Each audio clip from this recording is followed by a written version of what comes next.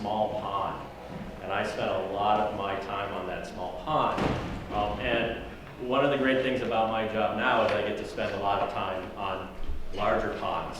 So I've done research in Africa, which I'll talk to you about today, New Mexico, Wisconsin, New York, Sweden. I've been to the Antarctic. And so one of the great things about my career has been being able to travel to all these really interesting places. Today I want to take you to the Serengeti. So Serengeti is located here on the border of Kenya and Tanzania in East Africa. I want to take you into the Serengeti. I'm going to talk mostly about the work that we do here in the Maasai Mara Reserve in Kenya as the Mara River flows from Kenya into Tanzania into Lake Victoria. And what I'm going to talk about are these large animal communities in Africa. And I'm going to take you to Africa because this is one of the few remaining places in the world where these large animal communities are still mostly intact. So there are a large number of these large-bodied vertebrates like hippos and wildebeests that I'm going to talk to you about today. And we want to understand their role in these ecosystems. Now, if we go back to North America, even just a few thousand years ago, you would have found large-bodied animals like this all over the place. Many of them have been displaced, and we're going to Africa to try and understand what role they have in natural ecosystems. So I'm going to take you to the Maasai Mara National Reserve. It was established in 1961. It's about 600 square miles, and it's located in Kenya. And it's a great place to do research because as you're doing research, you have things like giraffes wandering around the landscape and lions. You get to fly in to remote locations. And we set up our research in fairly remote and interesting places. And I'll show you a bit of the challenge of working in a place like Kenya as I talk about our research. So I'm going to talk about the Mara River. The Mara River is a large transboundary river. It flows from Kenya through Tanzania into Lake Victoria. It is about 7% of the flow of water into Lake Victoria. So some of you might know Lake Victoria is a very big lake. And the Mara River is an important part of the watershed of Lake Victoria. It is an unregulated river. That means it's a river without any dams. There's no control of its flow. So it will get very big at times of the year, and it will get very small at times of the year. And that's part of the story. It's how that flow, that discharge of the river goes up and down, has a big impact. It is also the only constant source of water in the region. It's called the lifeblood of the Serengeti because it provides a permanent source of water for all of the animals that live there. Here's a family of elephants drinking from the Mara River. That's a pretty common sight. Zebras, elephants, wildebeest, lots of animals come down to the Mara for their water. The questions that I want to address today are how do large animals that live in the Mara influence the ecology of this river? And the two animals that our group focuses on are hippos and wildebeest, okay? And we're going to focus on these two animals because hippos spend a lot of their time in the water, and wildebeest cross the Mara River repeatedly during their migration. And those are the two things I'm going to talk to you about. Here's the research team. So my graduate students, Chris and Amanda, they're actually in the back with their new daughter. Thank you, Chris and Amanda. So Chris, Amanda, and I are all here at Yale University. So here we are in the Mara, along with our collaborator, Emma Rosie Marshall from the Carey Institute. It's a research institute in upstate New York. And Paul Gamey, right here, is a local guide and research assistant of ours in Kenya.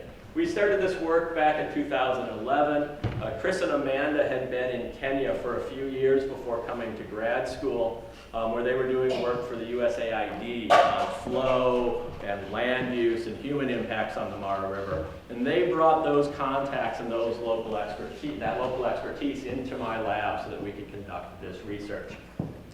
So here's Amanda. Working in Kenya is a challenging and an interesting experience. So many of us here at Yale work in labs, like this building, and we spend a lot of our time in the lab. In Kenya, it's a little bit different. We don't have a portable lab. Well, we do have a portable lab, actually. So here's Amanda and Chris in our portable lab at a field camp in Kenya that we keep permanently. Here's Chris and me. We're doing some work out of the back of our Land Rover. We'll stop, take a lunch break, and do research right anywhere we happen to be. And here's an experimental stream setup that we deployed that I'll talk about in a little while at a water user, a resource water user location in Kenya. Okay, so we kind of take advantage of the infrastructure wherever we can find it, and sometimes that's just the back of our research vehicle. Okay, so I want to talk first about migrating wildebeest. So here, wildebeest. Wildebeest are really fascinating because they make one of the last remaining overland migrations, one of the last remaining great overland migrations that the Earth has right now. They use the entire Serengeti ecosystem. They spend much of December through May, June, July, and August down here in Tanzania, where the grass is tall. And they will follow the rains and the tall grass up into Kenya. They'll migrate up into Kenya and then back down each year. So they make this large mass migration each year. The population of wildebeest is quite high right now, and that was not historically true. So there was a disease, rinderpest, that wiped out most of the wildebeest in this part of the world. It was a disease that moved between cattle and other animals like wildebeest. The disease was moved between those wildlife and cattle. Eradication efforts began in the 1950s and early 60s, and it is one of 2 viruses that have been eliminated worldwide at this point. Once rinderpest was eliminated from the wildebeest population, you could see the numbers increase very quickly. And now the population is stable, somewhere between about 1 million and 1.5 million wildebeest at any point in time, okay? And that's where it's been now for about 30 years. Don't have much data past 2000. This is a herd of wildebeest. It's a mixed herd. You'll see some zebras in here, but these wildebeest and these zebras will migrate from Tanzania up into Kenya every year.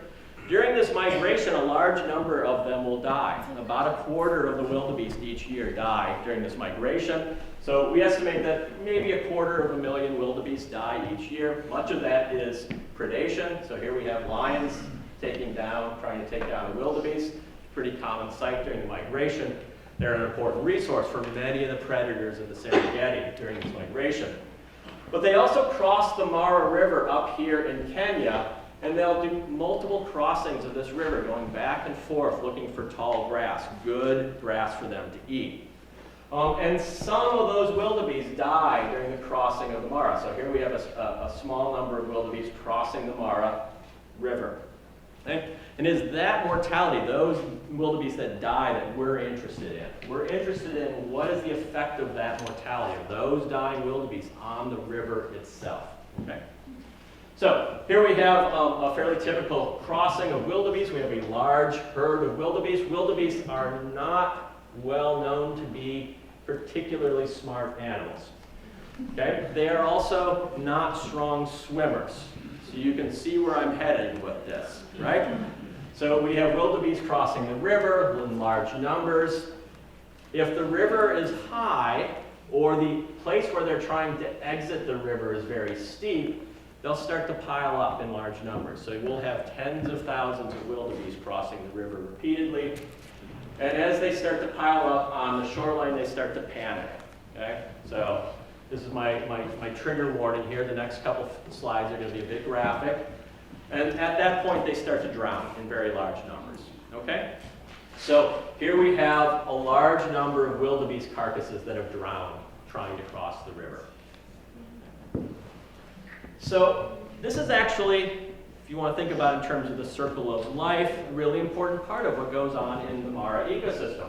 Because now you will have hundreds, sometimes thousands of wildebeest carcasses sitting in the river, and they attract scavengers from the entire region. So we will now have hundreds and thousands of birds, scavengers, like these Malibu storks, flying in from across the region to feed on those carcasses.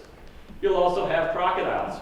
And we have occasionally seen 50, 60, 70, sometimes upwards of 100 crocodiles converging on these mass mortality events, these drowning events, to forage on these dead wildebeest.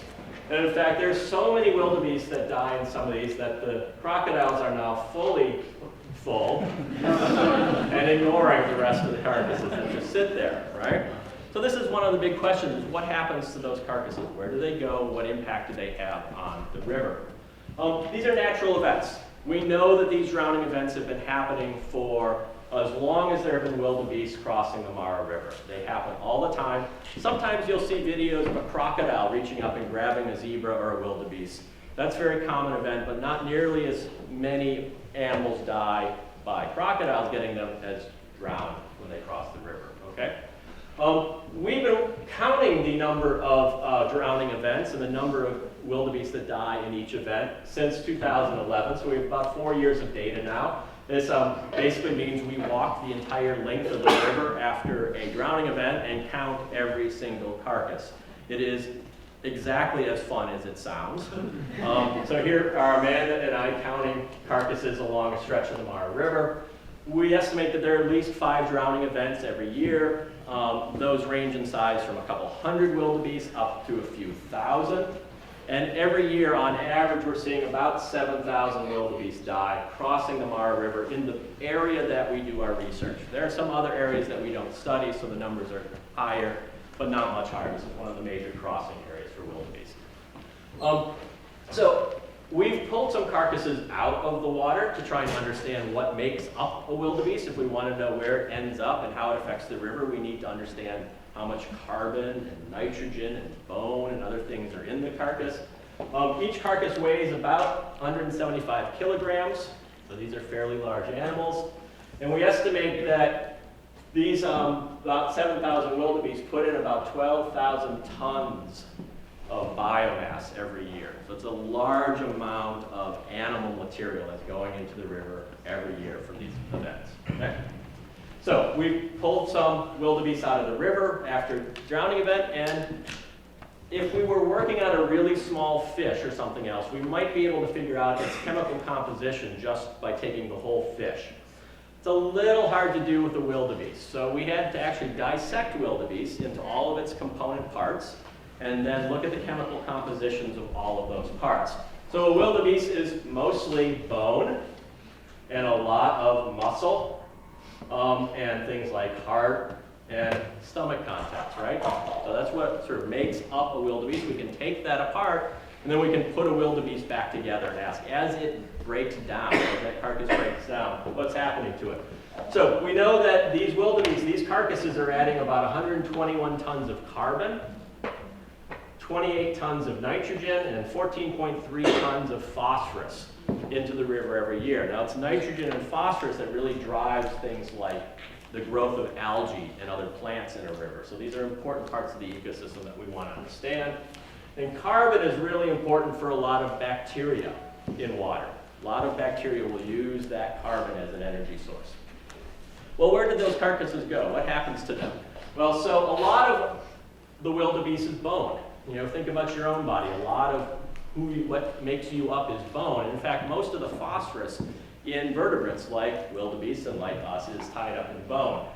That bone's not going anywhere, right? So that bone doesn't break down very fast. So we're going to set that aside for a moment. And it's in the river, and it's breaking down over very long periods of time. But we're going to ignore it for a minute.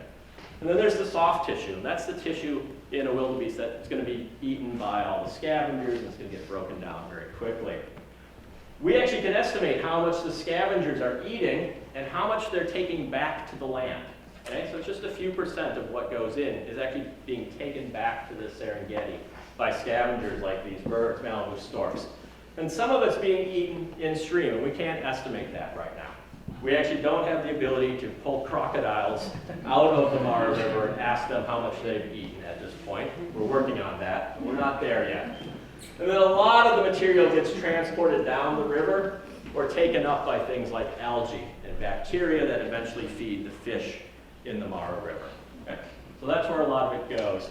This is a video from a game camera. We put game cameras out on some of these carcass piles to ask what's going on. That was day. We're at night now, and here's day again. And during this night, it rained. The next day, there were no carcasses. Okay? So So what you saw there were just hundreds, if not thousands, of scavengers coming into these carcasses and ripping them apart, feeding off of them, and then dispersing again when those carcasses wash downstream. That's a very common occurrence for these mass mortality events. Okay, so that's what happens to these carcasses, and we're still working on this. We've only been working on these questions for a couple years. We don't know the full fate and impacts yet of the carcasses, but we know a little bit about the causes at this point. There are three things we think are really important for causing these mortality events. One is high water. When the Mara River is low and there's a drought in the region, the wildebeest just walk right across the river. There's no problem. There's no swimming. They're not going to have any mortality. Geomorphology is a fancy word for how steep the slope is. Okay, so how steep the side of the river is where they exit seems to play an important role. So when their exit is very narrow and the slope is very steep, and there are large numbers of them crossing, that seems to be when we get the largest mortality events. There's also some indication that human behavior, particularly tourists who've come in to see these crossings, might be changing the behavior and the location of the crossing of these wildebeest, and that might be having an impact along with high water and the geomorphology on these mortality events. So this is where one of the things we're trying to piece apart and understand right now. Okay, what are the effects on the wildebeest population? I saw horror in some of your eyes when I talked about all of these wildebeest dying, but it's just a couple percent of the wildebeest that would have died anyway on this migration. So there's not much impact on the wildebeest of these drowning events, but there are really, really big impacts on the river. Okay, so having 7,000 wildebeest carcasses in a river means that there's an enormous amount of carbon and nutrients being put into the river and changing the food web structure. It's having an impact on the scavengers, and it's probably changing food web structure. So the types of fish that are in there and the things that they eat are probably changing, and that's some work that we're still working on right now. But we do know that it changes the way nutrients like carbon, nitrogen, and phosphorus cycle through the river, but that this only happens for a short period of time. These migrations are seasonal. The wildebeest are in the Mara, crossing the Mara River for only a month or two of each year, and so these are short-term inputs into the river. You might be asking yourself, how common is this? Is this something that only happens in the Mara? And the answer is no. We know that carcass inputs are a very common event in aquatic ecosystems. So Pacific salmon are well known to move a lot of marine nutrients into rivers in the Pacific Northwest. We know that caribou and bison cross rivers and often drown during those crossings. Whale fall in the ocean is a really important source of nutrients to communities that live on the bottom of the ocean. And we know from paleo records that mammoths and even dinosaurs often die in very large numbers in aquatic systems. And indeed, that's where we get the bones and the remains for many dinosaurs and many things like mammoths and mastodons. And in terms of how widespread this happens, these are events that would have happened or do happen all over the world. So things like Pacific salmon all around the Pacific Basin are common inputs of nutrients into the aquatic system. Bison, when they roamed North America in the millions, would have contributed a lot of nutrients to rivers like the Mississippi and the Missouri and other large rivers, particularly in the Midwest. And we have things like wildebeest here in Africa that used to be very widespread, but are still very abundant in certain parts of Africa. Okay, so that's the wildebeest story. Hippos. Who likes hippos? Okay? How many of you think hippos are really, really cute and you want to have one? Okay, we've got one taker. Okay, well I'm gonna try and persuade you that that's probably not the answer you want to give. Too dangerous. They are very dangerous. Okay, does anyone know the closest living relatives of hippos?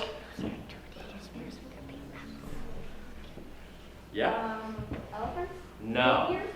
What? Tapirs? Nope. Yeah. Horse. Nope. Crocodile? Crocodile? Nope. Not rhinos. Whales. So the closest living relative, evolutionarily, to the hippo are cetaceans, whales and dolphins. Okay? About 40 million years ago, 50 million years ago, they split. Hippos did not look nearly like hippos do today, 40 million years ago, right? And neither did many of the cetaceans. But there's your closest living relatives. Hippos are pretty odd for land animals that way. They are very widespread. They were historically very widespread in Africa, and actually some subspecies of hippos, the remains of some subspecies of hippos have been found all throughout Europe. In fact, there's some that have been found in England before the last glaciation. So hippos used to be very widespread. They're restricted to just mostly these green areas in Africa today, but they were very widespread in sub-Saharan Africa historically. During the day, hippos spend most of their time in water, okay? So here we have hippos in water, lots and lots of hippos in water. Hippos in water are just along the side of the shoreline, okay? So when you go looking for hippos during the day in Kenya, you're gonna mostly find them right on the shoreline or in the water in very large groups. They tend to be in large herds of 10, 20, upwards of 100 hippos sitting in pools in the Mara River. Okay? At night, they get up and out of the water, and they typically go out and eat grass. Now, there are some reports of hippos eating meat, but mostly they're eating grass, okay? So here we have a hippo, another game camera that we have out, eating grass. So now, if you were up all night eating grass, what do you think you would do the next day?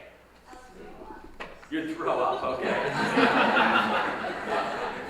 Yep. I would, if I had done that, I would be probably eating a lot because grass and other small like leaves and grass, they don't have much nutrients. That's so true. I try to conserve my energy by staying not awake for a long time. There you go. Well, so that's true. So the grass they eat does not have a lot of nutrients, so they have to eat an enormous amount of it. But what they do the next day is they go back to the water where they sleep and rest, and of course they poop. Right? So they excrete an enormous amount of grass into the water bodies during the day. They do some of that on land also. Okay, so I asked this question earlier about wanting a pet hippo. Hippos are very dangerous animals. Okay, so one of the challenges about working in Kenya is working in a remote location. The other is we're working with animals that can be very dangerous. So hippos and crocodiles are very dangerous animals. They inhabit most of the water we work in. Yeah? They are very territorial. In fact, the males will kill other males. They fight. They will also kill crocodiles. They're very fairly well known for eating crocodiles that might come and eat their young. So yeah. Hold on. How do they battle? With really big tusks, and they fight, their mouths open and they battle, and they can scar each other. You might look at some of the pictures and see some scars. They have a very, very thick skin, though. Okay, so hippos are really dangerous, so we've had to do a couple things to make One of the this park work. competitive systems that is extremely dangerous to be down by the river. There's a massive amount of very large now crocodiles and a very large hippo population. So anytime we go down the river, we always have to take an armed guard, be very, very careful.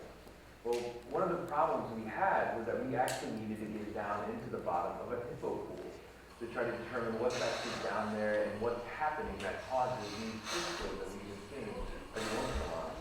And so because of that, we sought out a spinoff out of Carnegie Mellon University called Platypus, and they have developed some robotic boats that are actually able to go into these hippo pools and survey them and collect data for us.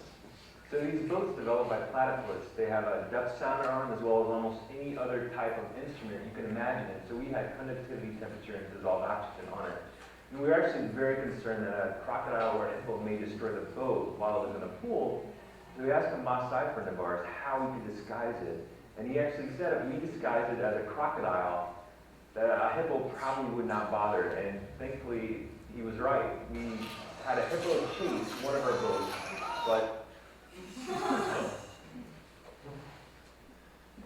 Oops, that was me probably because I pressed the wrong button.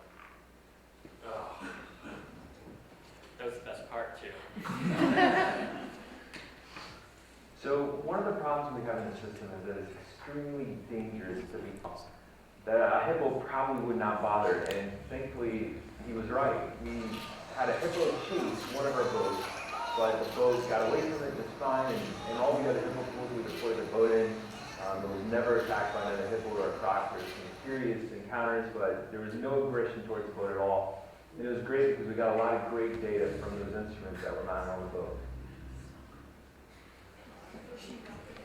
So working with hippos is just one of the challenges. As you see, there are also crocodiles and other things. So this boat has allowed us to go into places where we normally couldn't go in.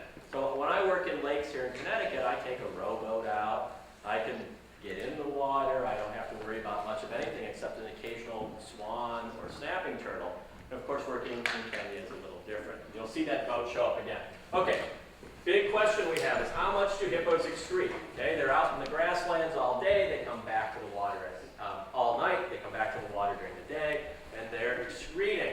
So one of the challenges is we don't have the ability to take a hippo and put it in a small aquarium. I can do that with fish and other things, but I can't do that with a hippo. I know you'd like one, but I'm telling you, you don't have a room big enough for a hippo. But there are some places where the room is big enough for a hippo, and one of them is the Milwaukee Zoo.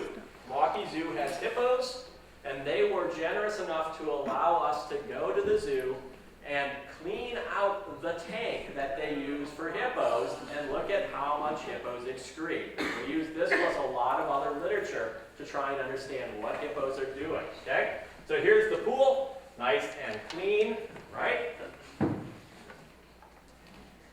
Let the hippos in.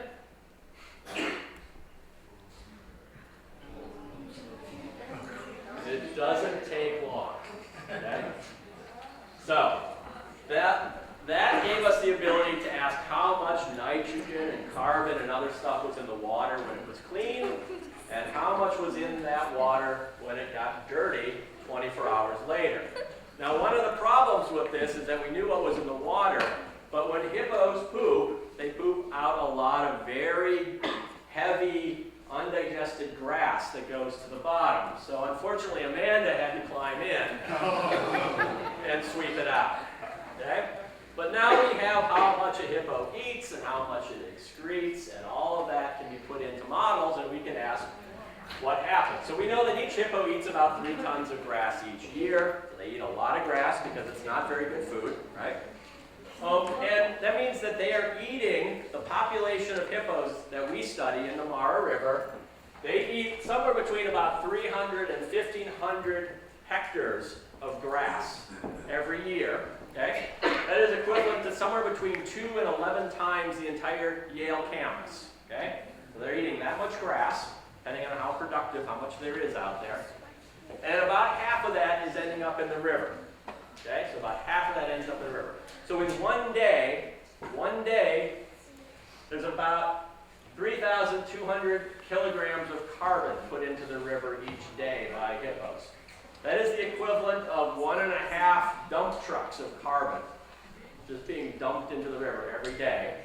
Over a week, that would be about 11 dump trucks worth of carbon and material just being dumped into the river by hippos. And they're doing that every day, all year round. Okay? This is what they do. So we call them a conveyor belt. We call this the Hippopotamus conveyor belt. So they move carbon and nutrients into the Mara River every day, all year round. The next question we want to ask is, okay, given that they're moving all of this material into the river, what impact does it have on the river? What happens to the river, right? Okay, so here's the region we work on. Here's the Mara River Basin. It flows through the Maasai Mara, the Serengeti, and into Lake Victoria here.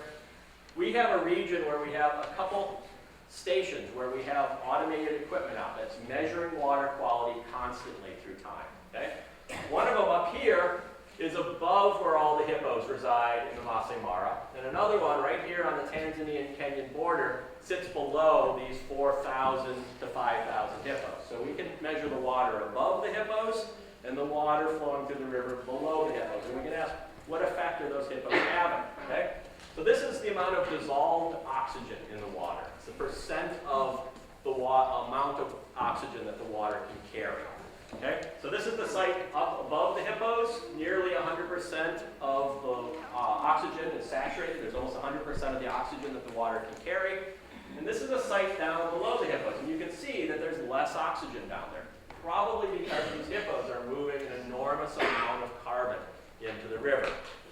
You can also see a couple other features here. You get this big drop in dissolved oxygen at times of the year. That became really interesting because big rivers are never supposed to have these kinds of big drops because there's a constant movement of air into the river as it flows, okay?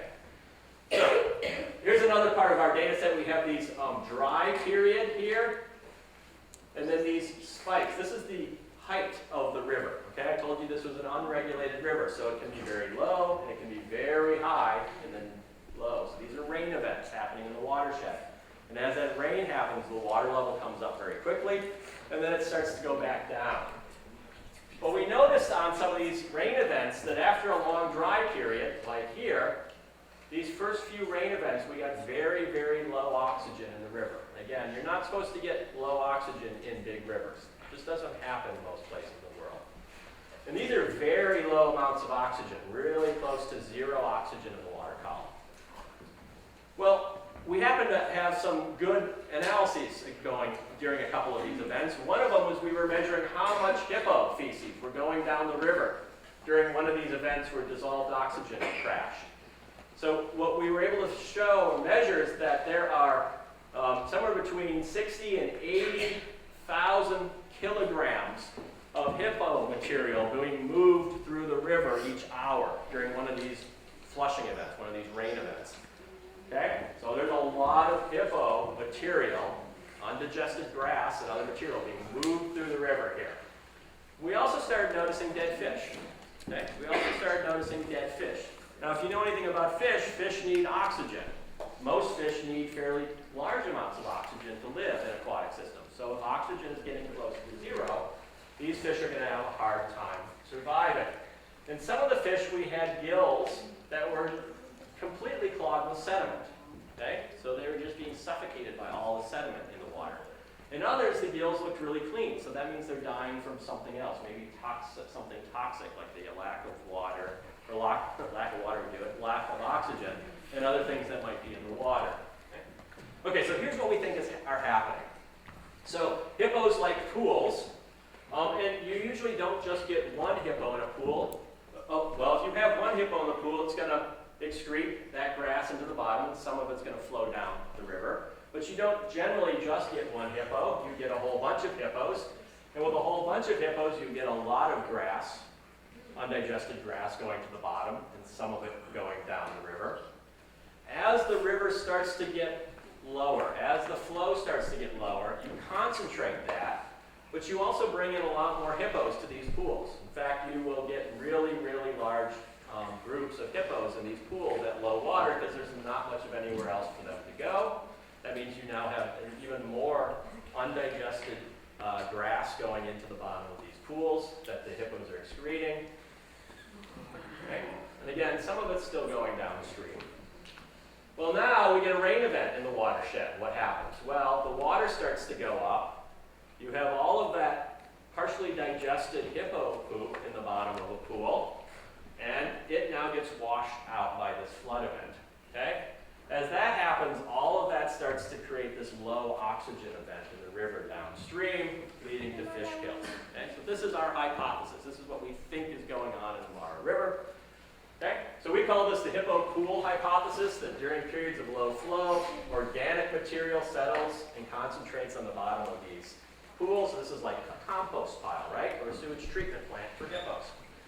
During the first flood, after a period of low flow, though, that water then picks that material up and flushes it down the river, kind of like flushing a toilet, right? So we have this large flushing event that results in a drop of dissolved oxygen and likely creates these fish kills. Okay, so this is our hypothesis. It's consistent with what we see in the Mara River. How do we test this? Well, we have access to hippo poop. This is hippo poop right here that Amanda is collecting. Yeah, she gets the fun job. It is mostly her dissertation, so. We can also collect the water that's at the bottom of the hippo pool, so Chris has the fun job this time. Chris is pumping up the water. You can see the surface is brown, but the bottom is jet black. This is just really rich organic material that's at the bottom of these pools. We can take that material and put them into experiments, and we can ask, what are the effects of this material when we isolate it from all the other things? So here's an experimental stream. I'll just show you how these work. So these streams have a motor. Oh, I did it again. I can't get a pointer.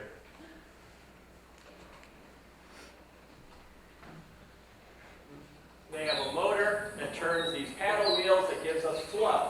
Okay? And we have about 60, 80 liters of water in each of these, and we can do experiments in these streams. We can keep the flow going, and we can look at things like how insects might live in there. We can look at things like how much oxygen is consumed. So but putting these streams together in North America would be fairly straightforward. In fact, there are big stream facilities all over North America. But in Kenya, it's a bit of a challenge. Okay? So putting these streams together started with some work with a master seamstress who sews tents, who made those streams. It spent a lot of time at Hari's hardware store in Narok, where we had to get all sorts of things, and people would look at us like we were kind of crazy when we asked for certain things, and working with a master welder to create these paddle wheels that we then loaded up and took to our field site. So there are constant challenges working in a place like Kenya, yet it's also fairly easy working in Kenya because they're truly remarkable people who have incredible skills and that are willing to work with us on these crazy scientific projects we do. Okay, so we took black water. Here's Chris adding black water to the streams, and we took hippo poop, and we've added that to the streams, and we've done a whole series of experiments using this material that hippos load into the Mara River to ask what are the effects. Okay, so what are the effects? Well, the biggest, strongest effect we see is that all of this material reduces the amount of oxygen in the water, okay? So what's happening here is that the hippo poop and the black water, which is the product of a lot of working microbes and other things working on that hippo poop, creates a huge amount of oxygen demand. Okay, so that carbon in there is a source of energy, and bacteria are using it, and they're consuming oxygen. Okay, so there's a large amount of what we call biological oxygen demand. There's also chemical oxygen demand, because some of the chemicals that are being produced, I'll show you those in a minute, consume oxygen also. They're also contributing an enormous amount of nutrients to the river. Some of that is also toxic at high levels. Okay? So we think this is what's happening to cause those fish kills. Well, this is great. This is happening in 60 liters of water, but what about in big natural systems, right? So I've shown you the pattern in the Mara, some experiments we've done, but let's find something a little bit in between. That's a little challenging since we know that most of the ponds in the Mara have crocodiles and hippos. They're hard to work in, so we went to a pond where we knew there were no crocodiles and hippos, okay? And what we did is we built a dam. So this is the Malibon Pond. We built a dam right here, and we pooled up water behind that dam so that we could flush the pool out experimentally, okay? So the first experiment we did is we sampled in a variety of places, here in the pool, downstream, I'll show you a bit of that data, and then a variety of other places on this river. We built a dam, we created a pool, and then we released all that water very quickly, like a rain event. So it's not a true rain event, but it's about as close as we can get, okay? We did that without any hippo stuff in there, okay? To just see what happened when we flushed the pool. Then, we rented a water lorry that brought in an enormous amount of water drawn from the bottom of a hippo pool. And we added that over 2 days. So we added a huge amount of hippo water, okay, into this pond. Then we flushed it again, okay? So this is the closest we can get to an ecosystem, a whole ecosystem experiment to test this idea that flushing a hippo pool might cause these low oxygen events and kill fish, okay? So here's what it looks like when we're pumping in the hippo water. So lots of black water going into this pool. Saw big changes in this pool, okay, right away. That was interesting. Then we went upstream and we added a conservative tracer, a dye, that has no effect on anything. That's a way that we can trace where the water is coming from, okay? See how it's mixing?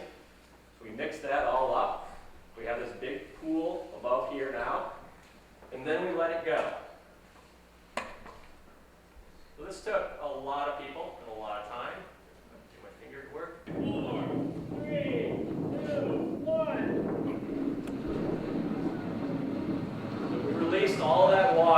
came through the system in about an hour, hour and a half time period. It would be like a big rainstorm happening in the watershed.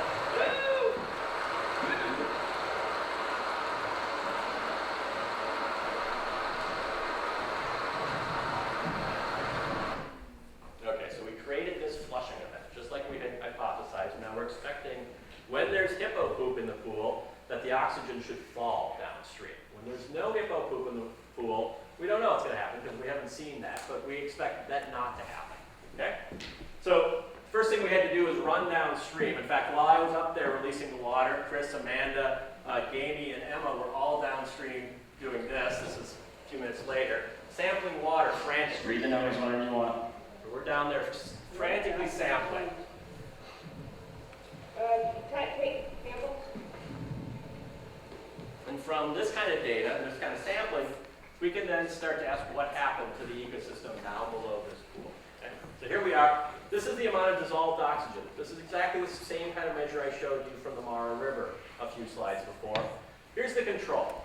Dissolved oxygen was up around 9 milligrams per liter, and it fell a little bit when we flushed it. Okay? So that seems to be what happens when you flush a pool that doesn't have lots of hippos living in there. Then we loaded a lot of hippo poop in, right? So this was something like, what do we think? A couple hundred hippos for a couple days, equivalent of nutrients being put into this pool. Well, the first thing you'll notice is dissolved oxygen is actually higher. What we think happened is all those nutrients we put into the pool, some of them were flushing down during the days that we were loading them in, stimulating algae. And that algae is producing a lot of oxygen. In fact, we saw huge blooms of algae downstream. So some nutrients are really good for these systems. Okay? But then when you flush all the nutrients out, it causes really big decline in dissolved oxygen. Okay? So flushing a hippo poop, just from a couple days worth of hippo poop, has a big impact on the amount of oxygen in the water column.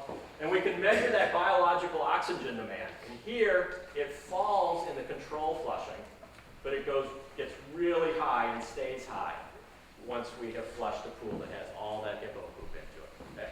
So now we have experimental evidence that is consistent with our small scale experiments and our whole Mara River measurements that we have. Okay? Okay, so right now we're using our robotic boat. It's actually not a robot, we have a little joystick, so it's a remote control boat to survey a whole bunch of ponds that have hippos in them. So we did that last year, we'll do some more of that. We're trying to analyze that data to understand what happens in natural ponds. But one of the things we know from this kind of experiment, if we went back to that hippo pool where we got the black water from, there's an enormous amount of methane in that water, okay? So this is the amount of methane in the bottom water of a hippo pool.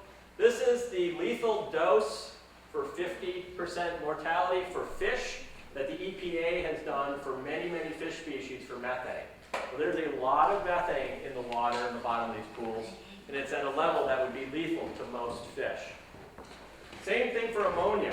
So this is nitrogen, a form of nitrogen, really high levels of ammonium, much higher than the EPA's acute maximum. So this would kill all fish in 1 hour, or cause death in 1 day, or cause harm to fish. So really, really high levels of nutrients in their byproducts in the water. This is hydrogen sulfide. Hydrogen sulfide is a pretty toxic chemical.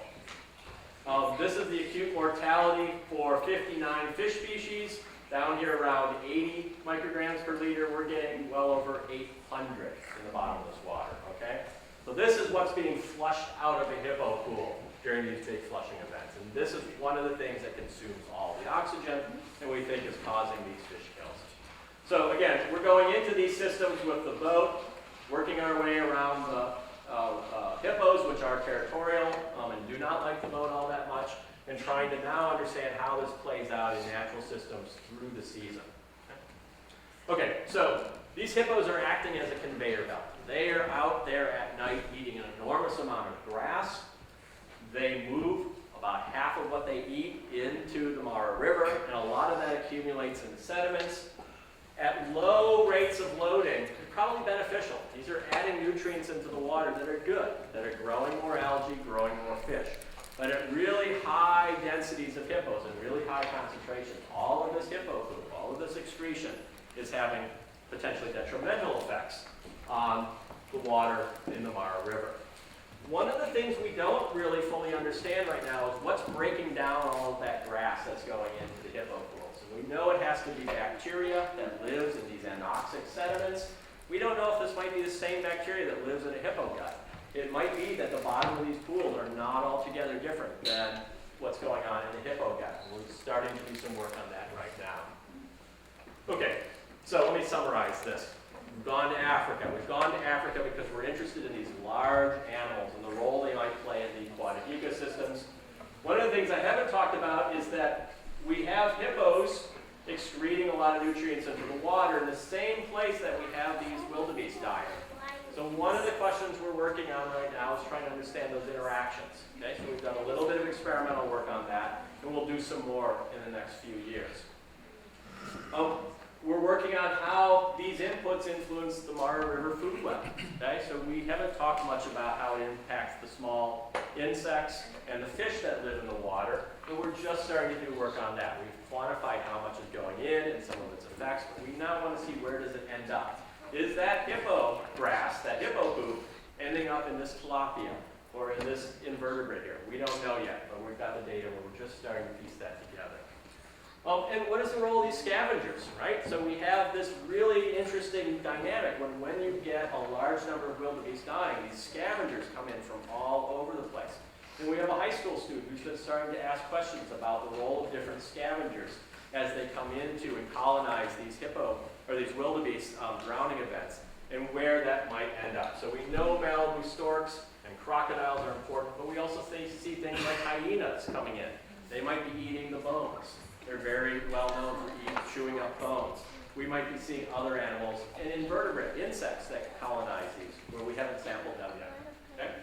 And finally, all of this is happening within a conservation and management context. There's a lot of land use change going on in Kenya right now. Kenya is a growing economy, and there's an enormous amount of cattle grazing up in Maasai, a lot of land use change high up in the watershed, and there's water withdrawal going on in the Mara River. There are even proposals for dams and roads to cross through this area, all of which would change things like migratory patterns and the flow, the discharge in the river. And so trying to tie our research back into those larger social economic issues is something that we're working on right now. Okay, so none of this work could have been done without an enormous amount of time and effort, support. We've had support from Yale University, National Science Foundation, National Geographic Society, and a Switzer Foundation grant to one of my graduate students. We also have incredibly good local partners. You cannot do work like this without local partners. The big ones, we have collaborators at the National Museums of Kenya, the World Wildlife Fund, and the Mara Conservancy, which oversees the conservation and management of a large part of the Mara. But it's even more than that. Chris and Amanda, when they were in Kenya, before they came to Yale, created a number of partnerships with lodge owners, with watershed associations, and we have relied on that for support when the Land Rover breaks down, for access to water, to electricity, and things like that. It is truly a remarkable place to do research because the partners are really strong and really engaged in what we do. And with that, I'd like to thank you for your attention and take any more questions you have. Thank you.